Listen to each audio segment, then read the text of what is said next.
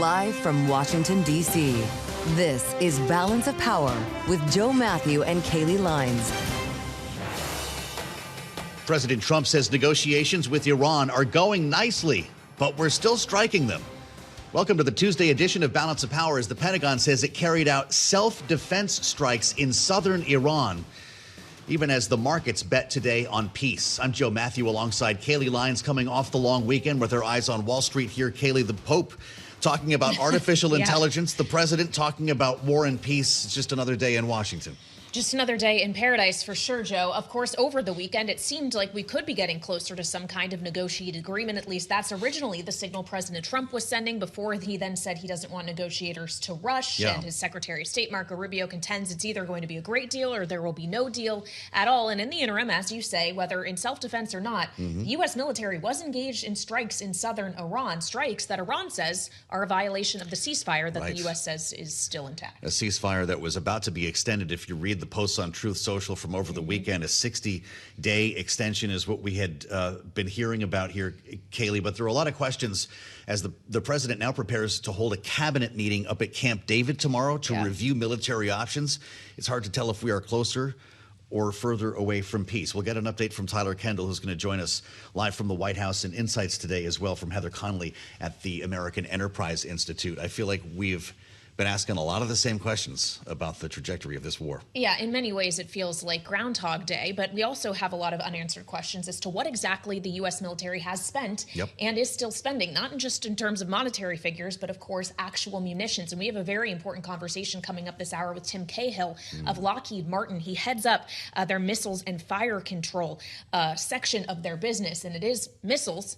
In many cases, expensive missiles shooting down cheap Iranian drones that we have been talking about for the duration of this conflict. They're expanding their manufacturing capacity in Troy, Alabama. Mr. Cahill is going to join us to talk about that and whether it's even possible for Lockheed to meet this demand.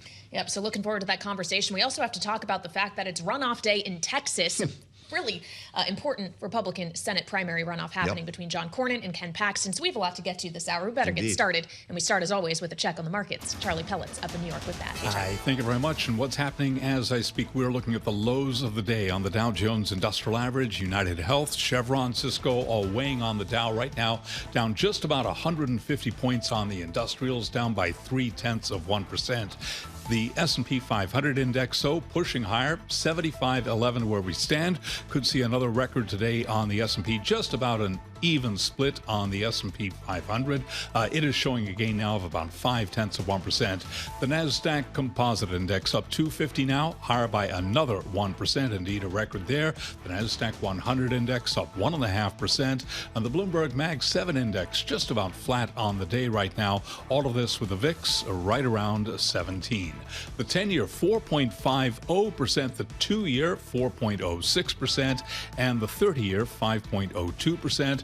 Gold is down 1.4% at $45.06 the ounce. Interesting day for crude. West Texas Intermediate 94.04 a barrel. Yes, WTI is down 2.7%. Barrel of Brent now below $100, 99.82 on Brent crude, but Brent is up now by 3.8%. Among some of the oil majors, they are all lower. ExxonMobil down now by 2.7%. I mentioned Chevron weighing on the Dow, down 2.7%. ConocoPhillips down by 2.9%. So again, recapping, Dow Industrials declining by 0.3%. We've got the S&P up 38, up now by 0.5%. For on-demand news 24 hours a day, subscribe to Bloomberg News Now wherever you get your podcasts. Joe and Kailey, that is a Bloomberg Business Flash. All right, Charlie Pellet checking on the markets for us. Thank you so much. I'm Kailey Leinz alongside Joe Mathieu here in Washington, where it seems like we've been telling you a pretty similar story for weeks now. Stop me if you've heard this one before. Joe, the ceasefire between the U.S. and Iran remains intact, according to the U.S., even as the U.S. military is actively engaging in strikes against Iranian targets in the south, they say defensively. So there still obviously is tension and hostilities. But a deal is close, according to President Trump, just not close enough and can't be rushed and won't happen unless it's a great deal. Close enough to even expand the Abraham Accords based on a post from over the weekend. And this is where we start with Tyler Kendall at the White House, is trying to track all the messaging coming from social media. The president himself, when he speaks with reporters, Tyler, the post of yesterday morning on Truth Social, this is the 25th of May, just before 8:30 a.m. Negotiations with the Islamic Republic of Iran are proceeding nicely! Exclamation point. It will only be a great deal for all, no deal at all, back to the battlefront and shooting, but bigger and stronger than ever before, and nobody wants that. Has anything changed since that post? Do we have a sense of where the president's mind is? Well, Joe, at this point, the White House and other U.S. officials, including Secretary of State Marco Rubio, have given updates that they do think that progress is being made on the diplomatic front towards what appears to be shaping up to be a memorandum of understanding. But still, the uptick and renewed fighting that we saw overnight definitely underscores just how fragile this situation is. Now, as you both just mentioned, the U.S. says that it was acting defensively, considering that Iran was laying mines near the Strait of Hormuz, according to CENTCOM. And while Iran has said that it is prepared to retaliate and that this violates the ceasefire, we also got indications earlier today that Iran is still maintaining that negotiations are ongoing. And that came perhaps through confirmation from Iranian state media that a delegation that arrived yesterday in Doha is staying there through today to continue talks on some of the biggest sticking points. And that delegation actually includes Iran's central bank governor, amid what our understanding is talks about potentially unfreezing Iranian assets as part of what could be the first phase of a potential agreement. Now, I say first phase because, as you both well know, it appears the U.S. could be moving towards a phased agreement where maybe there could be this reopening of the Strait of Hormuz, the U.S. lifts its naval blockade, and then we would see negotiations on any potential curbs around Iran's nuclear program and what happens to that stockpile of highly enriched uranium. But Joe and Kailey, at this point, we haven't really gotten any tangible specifics from this White House on what could be included in that agreement. And if we really are any closer towards that deal, I would point you to within the last hour, we did get this statement out of CENTCOM denying media reports that CENTCOM was starting to restart helping ships go through the Strait of Hormuz, which leads us again to evidence that at the moment, the situation is still very fragile and that waterway is effectively closed. Yep, Project Freedom has not yet been restarted, according to Central Command. Bloomberg's Tyler Kendall live at the White House. Thank you so much. And with us to continue this conversation is Heather Conley of the American Enterprise Institute, where she is a non-resident senior fellow. She's also former Deputy Assistant Secretary of State for the Bureau of European and Eurasian Affairs in the George W. Bush administration. Heather, welcome back to Bloomberg TV and Radio. Good to see you here Great to be with you. In our Washington studio, as always. Our understanding, based on what President Trump at least suggested over the weekend, was that instead of reaching some kind of deal in the near term on Iran's nuclear program, it's going to be a ceasefire extension, punting that issue until later. Would you describe that as a quote-unquote great deal for the United States? Because the president says it's either great deal or no deal. Yeah, I mean, I think a great deal would be making sure that the nuclear dimension of the deal is up front. And this is the problem with the sequencing. And it's the challenge that Iran has the strategic leverage by having control over the strait, that the first thing that they focused on is opening the strait, which I think is basically acknowledging that Iran will control that strait through a variety of means. So it's not a great deal until we get that nuclear issue resolved. And if you put it to the end, what we've seen even in the Gaza ceasefire, those tough issues at the end, they stay stuck. And I think that's the concern. The president needs to sell a nuclear arrangement, and the Iranians are not allowing us to put that up front in the sequencing. You might have thought otherwise reading Truth Social over the weekend. This again was yesterday, much later in the day. The enriched uranium, nuclear dust as he calls it, will either be immediately turned over to the U.S. to be brought home and destroyed, or preferably in conjunction and coordination with the Islamic Republic of Iran, destroyed in place or at another acceptable location.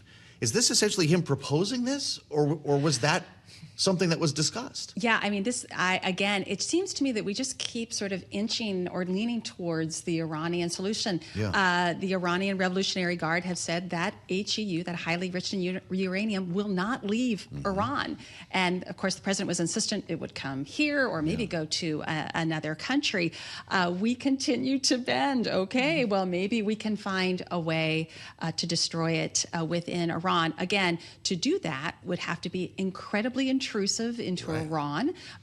What conditions would allow that? Even if we unearth these canisters, though, would we actually bring it all the way back to the United States, this incredibly dangerous and volatile set of substances, or would we actually blow it up there? Right.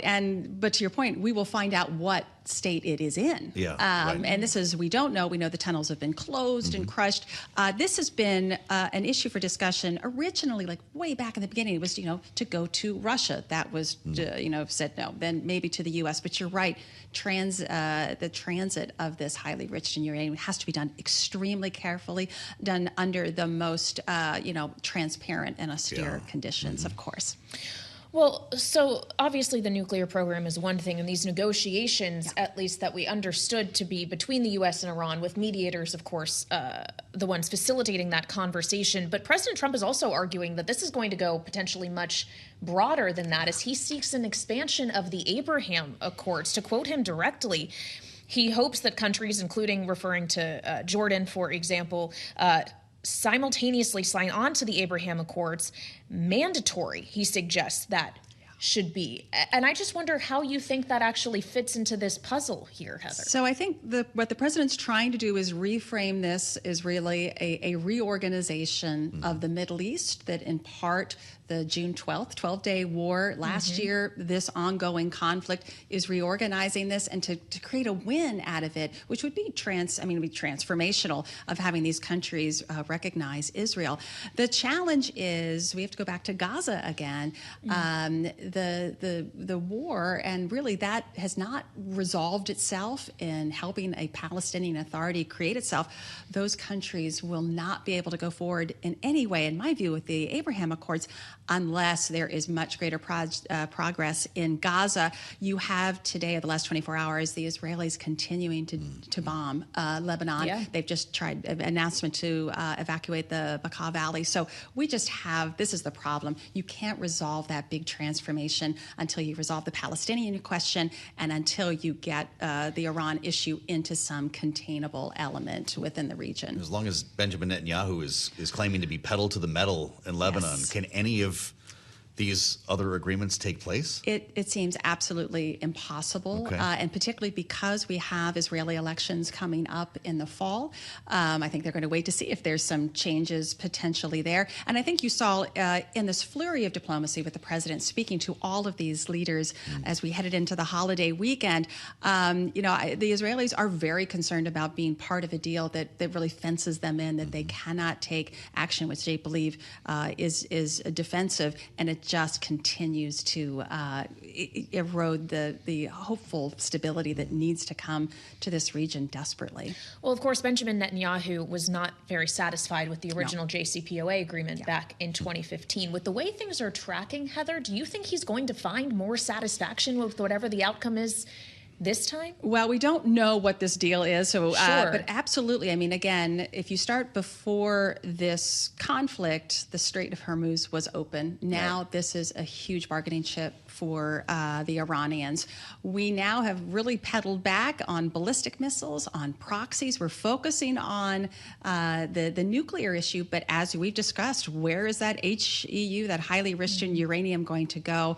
And at this point, with this latest ceasefire violation, I think you're going to continue to see some reprisals, both by the Iranians and the Americans. They're laying more mines. They're striking against U.S. aircraft. This is not a ceasefire. It's a reduction in violence that can flare at any moment. So you imagine the conversation that might be had tomorrow at Camp David. The president will be having a cabinet meeting. Apparently it will be Tulsi Gabbard's last. They don't go up there for nothing, of course. In our remaining moment, what type of options might he be presented with? Yeah, I mean, there aren't really great options here.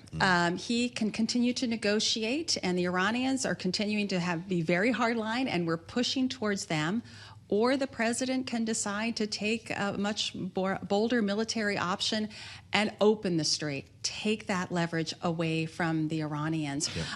It's unpalatable, both options, and I don't envy him the task. The intelligence agencies are saying that the Iranian capabilities are not as degraded as the president has said, so I think that is still a point of contention. How much did we really degrade? Really interesting, as always. Heather, thank you so much. You, as Joe. we continue to ask Heather Conley questions that she cannot answer, even as non-resident senior fellow at the American Enterprise Institute, it's simply the world that we're in as we try to follow some very confusing messaging coming from both sides in this whole arrangement. We want to play this to the panel. Bloomberg politics contributor and Democratic analyst Jeanne Zaino is with us, democracy visiting fellow at Harvard Kennedy School's Ash Center, joined today by Republican strategist Lester Munson, principal of the international practice at BGR Group. Jeanne, with your thoughts on what takes place tomorrow at Camp David, the president at some point is going to have to make some pretty difficult decisions here. And we've heard even from some Republican senators, beginning with Tom Tillis, but also others, suggest that he's not getting good advice. Should we believe that the people surrounding the president are giving him an honest take on what's happening in the Middle East? Yeah, I mean, we certainly hope so. But if those are the same people who got him into this war, then he is not getting good advice. But we are here now. You know, there was a statement by the supreme leader in honor of Hajj, and he said the hands of time don't go backwards. And that's something we have to keep in mind. We are in a very difficult place right now. The U.S. has three options: military, maintain the status quo, and that's a big problem for the international economy, or negotiate a deal like the president is trying to do. But if that deal puts nuclear questions, as Heather was just talking about, at a second or third round, that is going to be a deal that benefits the Iranians. The U.S. and Donald Trump will have lost, and that is a horrific situation for the U.S. to be in. So I hope he's getting better opinions and better advice now than he was at the beginning of this thing, which got us here. Well, it becomes a question of not just the advice he's given, but whether or not he chooses to heed it, right? Lester, we've heard repeatedly that the one calling the shots here ultimately is the president. Are you getting a consistent message from him as in terms of what course of action he prefers? Well, not by the standards of other presidents, to be sure. He has his own way of talking about these things. I do disagree with Jeanne on this, and I might be a little bit of an outlier. I actually think the U.S. is in a much stronger position than folks are willing to admit with respect to Iran. Iran's nuclear weapons program has been devastated, is in a very different position than it was over a year ago before the first strike against it. And that is the real threat to the region at the end of the day. A nuclear-armed Iran is totally unacceptable. I think the president acted a couple of last year and this year made some tough decisions to act against Iran's nuclear weapons program. So the fate of the enriched uranium here, it really is the key. If he can negotiate with the Iranians to completely withdraw all of the enriched uranium out of Iran, and that might take a couple of months, then the U.S. is going to be in an even stronger position, and so will the rest of the Middle East, frankly. The president said that negotiations with Tehran are proceeding nicely, Jeanne. We've only got about 30 seconds. Who is he talking to when he posts these, or is the president projecting online? I can't read his mind. I think he's talking to the American public, asking them to hold on. But I would just go back to what Bob Kagan said in The Atlantic. One of the most significant military blunders and losses in U.S. history. That is a real neocon saying where we are. There's a lot of ifs in what Lester said about if we get the uranium and all the rest. Neocons are now starting to say what a position we have put ourselves and the international economy in by giving them control of the strait, which we have to remember they didn't have when this thing started. Just 10 seconds, Lester. If we don't get the uranium, is this a loss for the United States? No, it's not. I think we're actually in a better position than we were before this started. All right. Lester Munson, Jeanne Zaino, our political panel on this Tuesday. That feels like Monday. Thank you both so much for joining us. There's more Balance of Power straight ahead. We'll get into the U.S. munitions with Lockheed Martin coming up next on Bloomberg. It's 121 on Wall Street. We do check markets all day long. Here at Bloomberg, we have got the Dow Jones Industrial Average declining. We're down now by 0.3%. Yes, off session lows, but the S&P 500 index is heading in the other direction. The S&P at 7507, looking at a gain right now of 34 points, up by about 0.4%. The Nasdaq Composite Index trading at a record up 231, now up 0.9%. The Nasdaq 100 Index surging 1.4%. So a rally in techs underway today. The 10-year 4.50% with a 2-year 4.06%, and the 30-year 5.03%. All of this with a VIX just above 17. Spot gold is down $64 the ounce to $45.06, down 1.4%. West Texas Intermediate crude oil down 2.8%, $93.90 a barrel. But an interesting day, yes, we got Brent below $100 at $99.79 a barrel. It is up by 3.8%. Knicks win. Madison Square Garden shares trade at a record. Shares of Madison Square Garden Sports up now by 2.5%. This after the Knicks completed a series sweep over the Cavaliers to advance to the finals for the first time since 1999. Joe and Kailey, that is a Bloomberg Business Flash.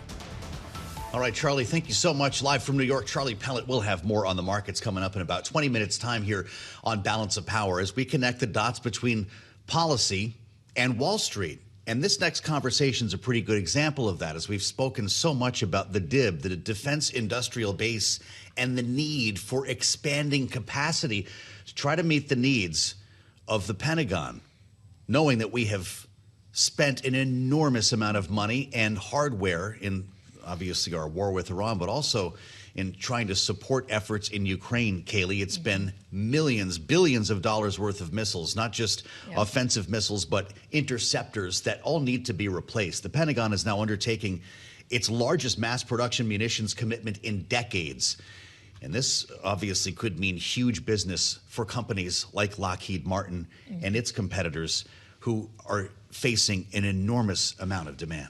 Well, that's certainly the case. Demand that has perhaps been heightened given the depletion of munitions we've seen in this conflict in the Middle East. According to Central Command, U.S. Admiral Bradley Cooper, as of May 14th, the U.S. had expended 13,629 munitions. Stockpiles that will need to be backfilled if they want to be able to be deployed in future conflicts. But of course, Joe, there is a lead and a lag time to this. And it is all the conversation we want to get into now as we turn to Lockheed Martin's president for missiles and fire control, Tim Cahill, who is joining us now here on Bloomberg TV and radio. Tim, welcome to Balance of Power. We appreciate you joining us. You, of course, last week just held a groundbreaking for an expansion of facilities in Troy, Alabama, Building 47, where you focus on THAAD specifically, a number of which we know have been deployed in the Middle East in just the last few months. And of course, conflict elsewhere as well. We only have a couple hundred left of these, according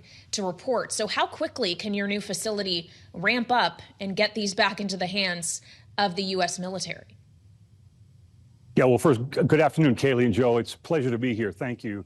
Well, so directly, we are putting significant urgency, dollars investment into building rapidly. And speaking of the THAAD interceptor, of course, as you used as an illustration, the answer is we've already started to increase THAAD capacity out of the existing floor plan that we have at Troy, Alabama, and we're going to continue to do that. This particular expansion will double the size of the facility and will quadruple the number of THAAD interceptors that we're able to produce. And if you're wondering about that math, you can see behind me some of the robotics and some of the high technology additive manufacturing systems that we're going to bring into play in Troy to do exactly that. So when we think about, Tim, and it's great to have you with us here, I'd love to know everything that's behind you in that shot.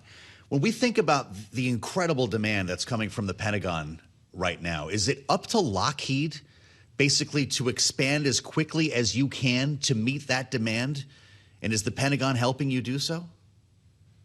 Well, so it isn't just up to Lockheed, which I'll get into, and absolutely the Pentagon is helping. In fact, the Pentagon is driving this, and through their leadership and innovation, and in our partnership with both Lockheed Martin and all of our major suppliers and their entire supply chain, we're all working rapidly to move at a pace that's never been moved before. everything from contracting space to investment. We're already about $1 billion into what will be a $9 billion investment into this ramp, to requirements and certifications changes that are going to enable us to move faster. So you can imagine every single element of this throughout thousands of subcontractors and through Lockheed Martin as well, and the Department of War, which is, again, clearly our partner in this. We're all hands on deck to make sure that this happens. Well, as you consider that ramp up, even with the assistance of the Pentagon, are there still constraints to the speed at which you can ramp up capacity, whether in the supply chain or elsewhere? What are the headwinds facing this effort, Tim? Yeah, Kailey, that's a great question.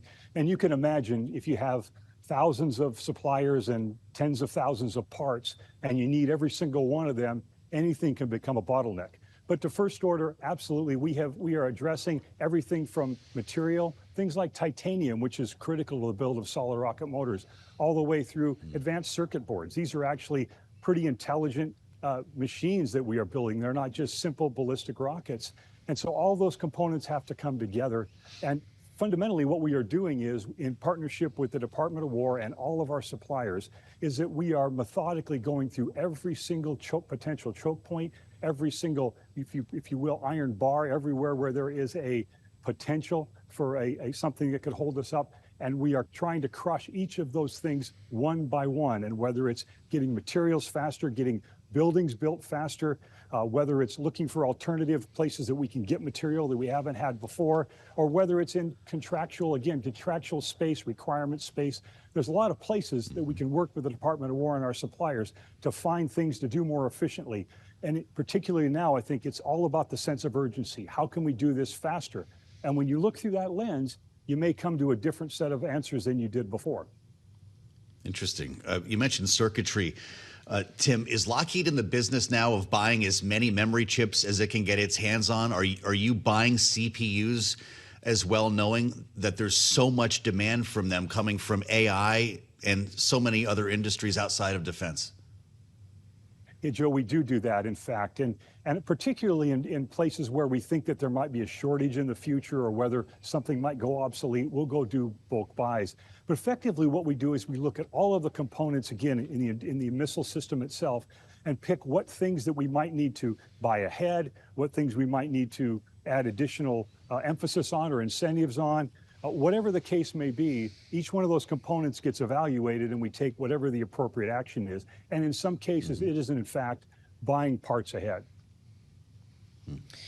Well, when we consider the parts you are buying, Tim, and what they go into, we've had an ongoing conversation, and frankly, we've had it for years now, as after Russia invaded Ukraine and drone warfare came to the forefront. But obviously, we're seeing that now in the Middle East as well, as we see these cheap Iranian Shahed drones being shot down by missiles that are much, much more expensive, in the millions of dollars. How is Lockheed thinking about addressing that asymmetry we're seeing on display in this current conflict? How do you do these cheaper and more efficiently for if there are enemies of the United States who can attack cheaper and more efficiently?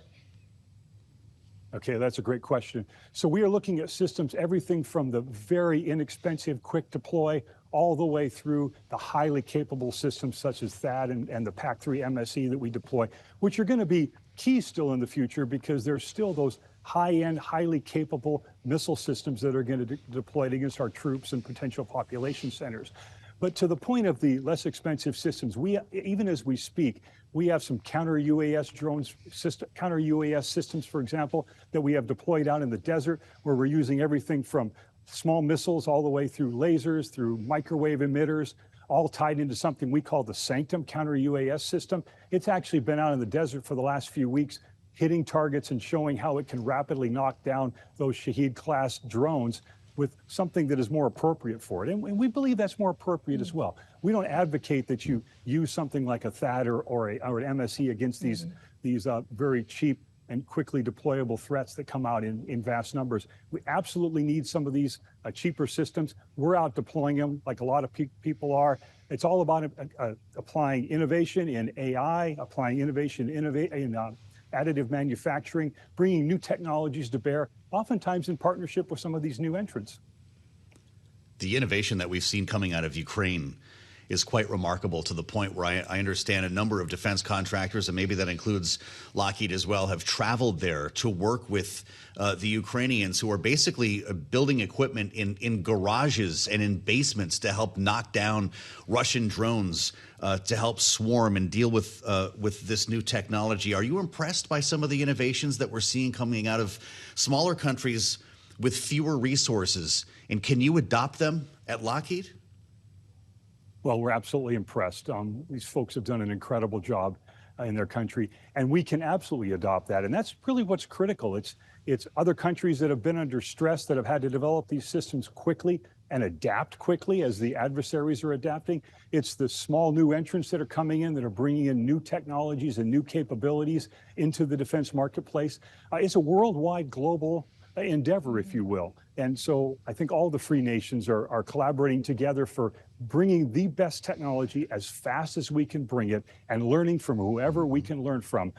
We don't have a problem engaging with folks at any scale, any place on the world, and working with them to adapt what they have learned as well. That's how we all get better. Yeah, you're talking pretty favorably about the new entrants here, Tim, as Bloomberg's reported that the Pentagon is looking at potentially different startups in the missile space, hypersonics specifically. Do you not see those as companies that are nipping at Lockheed's heels? Well, of course. But, you know, competition is good. And the fact that, first of all, we can bring in some of those new entrants and their technologies. And we've been doing this for many, many years. It's just that there was a small number of them. There wasn't tens or hundreds or thousands of them.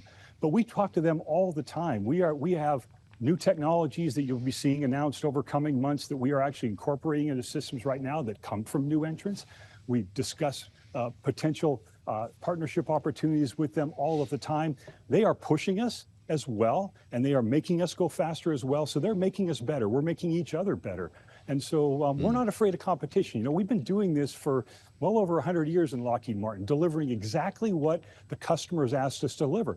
Now, the customer's asking for something a little bit differently. They're asking us for speed and urgency and getting things to the field faster. And we're going to respond to that. And we will partner with any of folks out there who have capability and desire and have that same sense of urgency and that same sense of mission. That's clearly still the most important, is providing deterrence, protecting our troops, protecting population center, protecting our allies.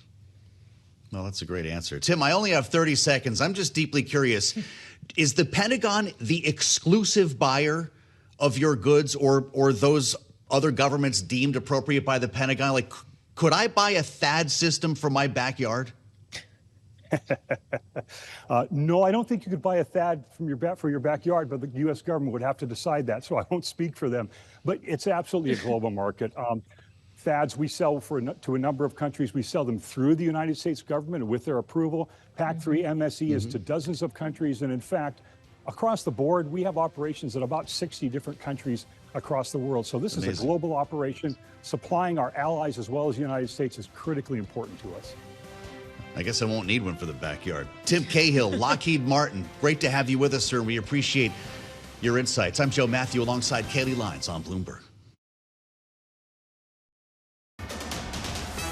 It's 1:40 on Wall Street. We do check markets all day long here at Bloomberg. We've got the Dow lower right now, but the S&P, NASDAQ, they are both advancing. Yes, a holiday shortened trading week. Back to work Tuesday. Stocks joining bonds higher as hopes for a peace deal between the U.S. and Iran are overshadowing military strikes in the Persian Gulf. So here's where we stand. We do have the S&P 500 index holding above 7,500, 7,504. We're off session highs, very much so, up 30 points, so a gain now of 0.4%. Dow Industrials in the red, now looking at a loss of 194 points on the Dow, down 0.4%, while NASDAQ is up 211 for NASDAQ, a gain now of 0.8%.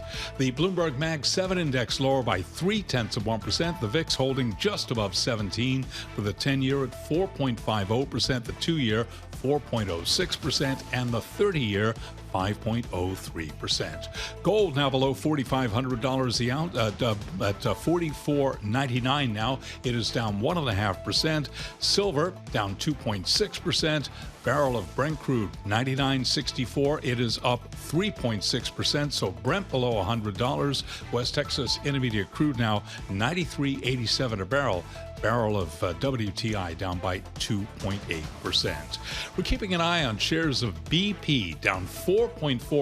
BP's board has fired Chairman Albert Manifold just months into a job after serious concerns were raised about governance standards, oversight, and conduct. Again, BP down now by 4.4%. Recapping, S&P 500 index up now by 0.4%. The S&P higher by 31 points. For on-demand news 24 hours a day, subscribe to Bloomberg News Now wherever you get your podcast. I'm Charlie Pellet, and that is a Bloomberg Business Flash. All right, Charlie Pellet checking on the Tuesday markets for us as trading gets going for the week. Thank you so much. I'm Kailey Leinz alongside Joe Mathieu here in Washington, where, of course, it's not just any Tuesday. It's a primary runoff Tuesday in the state of Texas. We're going to have a lot of these now that we're in primary season. It was last Tuesday that we were in Georgia for that state's primary, but it was the day also a week ago today that President Trump decided to weigh in on the Texas Republican Senate runoff, throwing his endorsement behind the state attorney general, Ken Paxton, not the incumbent, four-term Senator John Cornyn.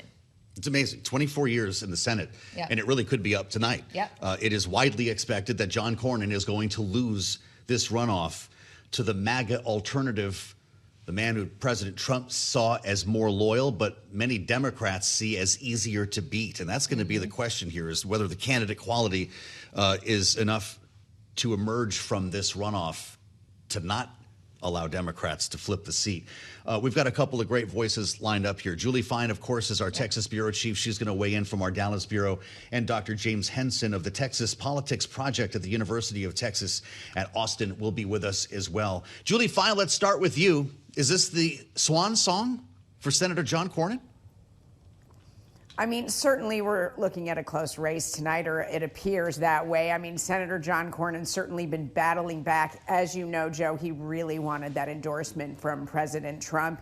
He did not get that. That went to Ken Paxton. That naturally would give Ken Paxton the advantage. Ken Paxton, however, also was leading before that endorsement came out in the polls. So whether it's a swan song will really depend on how many people come out to vote, and if people that didn't vote in the primary in the first place now come out for that runoff. Julie, can you just walk us through the financials here, the money that has been spent in this primary and in this runoff? Republicans spending money against Republicans. I mean, certainly John Cornyn raised a lot of money. This race is in the over $80 million, I believe, at this point, and you haven't even gotten to the general. That is a serious question facing Republicans now. John Cornyn really outraised Ken Paxton. If Ken Paxton wins, it will show that all the money in the world didn't make the difference. But you're looking at a general election against James Tallarico, who has shown so far that he can raise money, and that's all he's had to do the past few months. While the Republican candidates went after each other, James Tallarico could just continue to fundraise. There were a couple of other races that we're watching here. The 18th district, really something. Christian Menefee, who did his first broadcast interview right here on Balance of Power the day after the primaries, going into a runoff here with Al Green, Colin Allred in the 33rd, trying to get back to the House. Colin Allred, pull this off. Julie Fine, you've been talking to him for a lot of years. You know, Colin Allred's people feel pretty confident going into this, but this certainly turned out to be a very nasty race. I mean, at one point, Colin Allred was actually backing Julie Johnson. Now those two have really been going at it. Colin Allred has had a really interesting road. As you know, he chose to elect Congress. Then he ran for Senate against Ted Cruz. He lost by a very big margin. Then he decides to go back for this newly redrawn district. So just by name recognition alone, he's been in politics a little bit longer on the federal level. However, Julie Johnson was also in the state house. Colin Allred's raised more money. Now we'll see if that money goes to work for him tonight. But there's a lot of questions about what will happen with this district. Well, we just have a lot of questions in general. Just quickly, Julie, before we let you go, who are the voters that are showing up to vote today in these, not just primary elections, but runoffs specifically? I would imagine this is a pretty small fraction of the Texas electorate.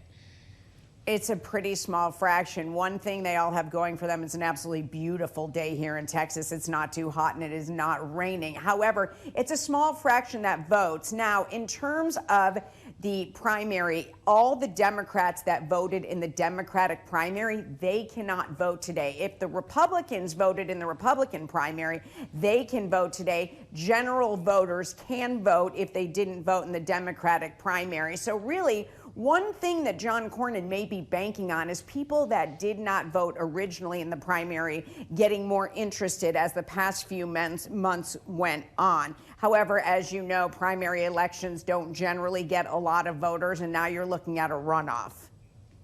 Mm-hmm. All right.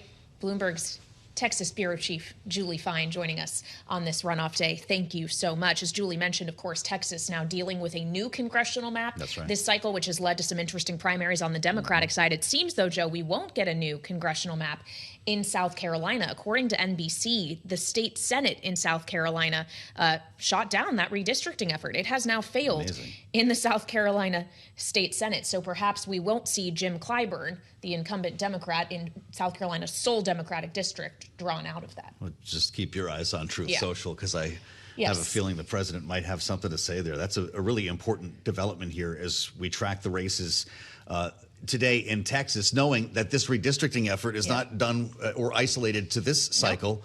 We'll be talking about this going into 2028. Yes, indeed we will. But let's stick with 2026 for now and get back to Texas specifically as we turn to Dr. James Henson, director of the Texas Politics Project at the University of Texas at Austin. Dr. Henson, welcome to Bloomberg TV and Radio. A week now since President Trump endorsed Ken Paxton for this Senate seat. Does that mean that the result today is all but guaranteed to go for him? What does the polling bear out at this point? Well, I think it's close to all but guaranteed. I mean, I think throughout this race, we've been, sort of adding the caveat to the fact to this race that John Cornyn, has not been the most popular Republican for a long time. Yet, as you pointed out, has served in office in one guise or another for decades, literally, and has had that Senate seat for decades. But Ken Paxton, I think, to really just look at the polling and to look at the dynamics in the party in Texas, Ken Paxton is much more where the Republican primary electorate is at right now, for lack of a more technical term. John Cornyn is, I think, widely viewed as kind of something like yesterday's Republican, and this is really, even though the campaigns try to make it about ideology, it's much about style and alignment with President Trump as it is about anything. What do you make of the way that Republicans are framing James Talarico? Dr. Ken Paxton's not waiting around for the results of this runoff. They're treating this like it's a general election already. And some of the names that were flying in Katy, Texas the other evening, as he passed the microphone around to ask people to suggest nicknames. Tofu Talarico came up. Talafrico came up. You listen to what President Trump said about him on Air Force One just a couple of weeks ago. I guess it was last week, as a matter of fact. A weird candidate, 6 genders, a real hit on Jesus. He's a vegan, the president said. Oh, he pronounces it vegan. Is this stuff resonating in Texas? Well, I think this was pretty predictable. I think one of the things that was kind of lost in the Democratic primary when James Talarico beat Jasmine Crockett was that, he did have a very prominent public record, taking a lot of very progressive positions. And I think it was bound to come back in the general election setting. So, look, I think this is about making sure that, there's no Republican defections, which I think is not much of a problem. But also to speak to more conservative-leaning independents as Republican operatives and the Paxton campaign and its allies anticipate winning and anticipate a very Democratic year in Texas, playing on Talarico's positions in the way that you're talking about and using this kind of Trump style, which I was sort of alluding to a minute ago, are really all about making sure Republicans don't stay home and that there's, not leakage among non-Republican voters when we get around to the general election. Well, and when we consider those general election dynamics, and again, it's not a sure thing that John Cornyn is going to lose this evening, but if he does, are Cornyn voters more likely to switch their votes to Ken Paxton, vote for James Tallarico, or just not participate? Well, we don't know that. I mean, I think that's one of obviously the big questions. In some polling that we did in April at UT Austin, one of the things we found, though, was that not by a huge margin, but by a slight margin, Cornyn voters actually were more likely by a little bit to vote for Paxton than Paxton voters were to vote for Cornyn in general election matchups against Tallarico. So I think one of the things that's been, I think, a little bit misestimated here going into the general election is the degree to which Cornyn was obviously a better candidate for Republicans. Cornyn is marginally more well-liked among some Democrats and independents, but it's really not a big difference. And actually, you probably have a bigger problem with Republican turnout if Cornyn is the candidate than if Paxton is the candidate. Because as I've said, Paxton is just much more in touch with where the Republican electorate is right now. That shows up in virtually all of the numbers. And that's the big dilemma for Republicans thinking about the general election. Should Paxton win the election, is how do you weigh the need to make sure that Republicans don't lose morale in a very pro-democratic environment, even in Texas, in this election cycle, versus what you might lose with persuadable voters. And I think it's just too soon to tell. We're going to need to see what happens this summer with the economy, where Trump is, and what things are looking like after Labor Day. Well, with that said, you were in the field in April, but the Texas Politics Project poll finds in each matchup, Tallarico leads by 7 points against Cornyn, 40% to 33%, and by an indistinguishable 8 points against Paxton, 42 to 34. How should we read this then? This is Tallarico's race to lose.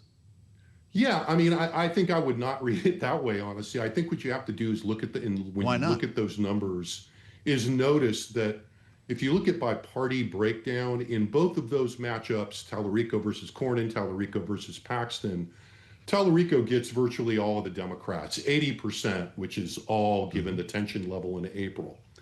Neither Paxton nor Cornyn were able to attract more than about 60%. I think one had 60 and Cornyn had 60 and Paxton had 61, so statistically indistinguishable. About 60% of Republicans. So I think you have to read that lead for Tallarico through the lens of the fact that poll was conducted in the midst of this really personal, deeply negative primary runoff. And so those numbers are going to move a lot between now and the fall. Understood. Just quickly, Doctor, $130 million spent in this primary and runoff. Is it the money ultimately that you think will make a difference one way or the other, or just the endorsement or lack thereof of the president? Well, I think if it was going to be the money, Cornyn would be running away with it. So it's pretty clearly not that. I think, as your reporter said to some degree, Trump's endorsement was in a way pro-cyclical. I think that there was a real sense that Paxton was in the lead. But the Trump endorsement really sealed that, which is why the Cornyn folks tried so hard to prevent that from happening, as it turned out, unsuccessfully. All right, Doctor, it's great to have you. James Henson with us live on Bloomberg.